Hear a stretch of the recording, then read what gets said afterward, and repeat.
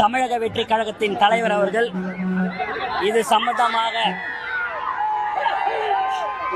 அங்க என்ன கிணறு வெட்டிட்டு இருக்காங்க பேசியா இஸ்லாமியர்களுக்கு தமிழக வெற்றி கழகமும் எங்கள் தலைவர் அவர்களும் உறுதுணையாக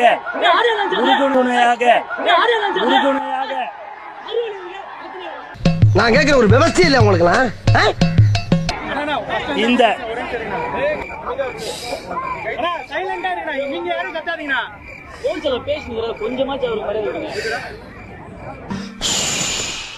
இப்பவே கண்ண கட்டுது. இஸ்லாமியர்களுக்கு எப்போதும் தமிழக வெற்றி கழகமும் தலைவர் அவர்களும் உறுதுணையாக இருப்பார்கள். மேலும் மேலும் மேலும் நீ நான் சொல்ற அப்ப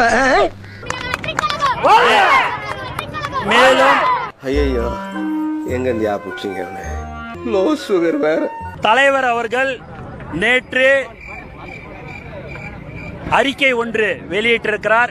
இஸ்லாமியர்களுடைய நலனுக்காகவும் வெளிப்படைத்தன்மைக்காகவும் தான் வக்ஃப் திருத்த மசோதா நிறைவேற்றிருக்கோம் மத்திய அரசு சொல்றாங்க. எந்த சரத்துல இஸ்லாமியருக்கு எதிராக இருக்குன்னு நீங்க சொல்லுங்க. நீங்க எந்த சரத்துல இஸ்லாமியருக்கு எதிராக இருக்குதுன்றதை நீங்க கேக்குறீங்க. இஸ்லாமியர்கள் அதுல பாதிக்கப்படுகிறார்கள். நீ எல்லாம் ஒரு அரசியல்வாதியா? தரப்புல என்ன கேக்குறாங்க, ஒரு வேலிட் ரீசன் சொல்லுங்கன்னு கேக்குறாங்க. திரும்ப பெறறதுக்கு சொல்றேன், மக்களுக்காக சொல்றேன். அவங்க எல்லாமே செய்யறது எல்லாமே வேலிட் ரீசனோட செய்யறாங்க. எதிர்ப்பா செய்யணும்னு இஸ்லாமியர்களுக்கு எதிர்ப்பாக தானே செய்யறார்கள். பெரிய மேதாவி மாதிரி பேசுறது நினைப்பு மூடுறா. என்ன சார் ஒரு பாயிண்ட்? இஸ்லாமியர்களுக்கு மக்கள் தானே தேர்ந்தெடுத்தாங்க.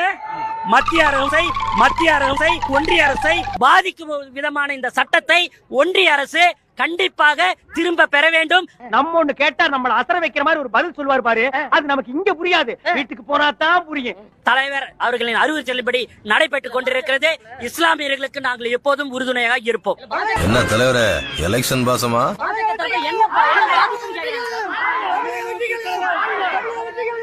மர்மன மாதிரி உட்கார்ந்திருக்க.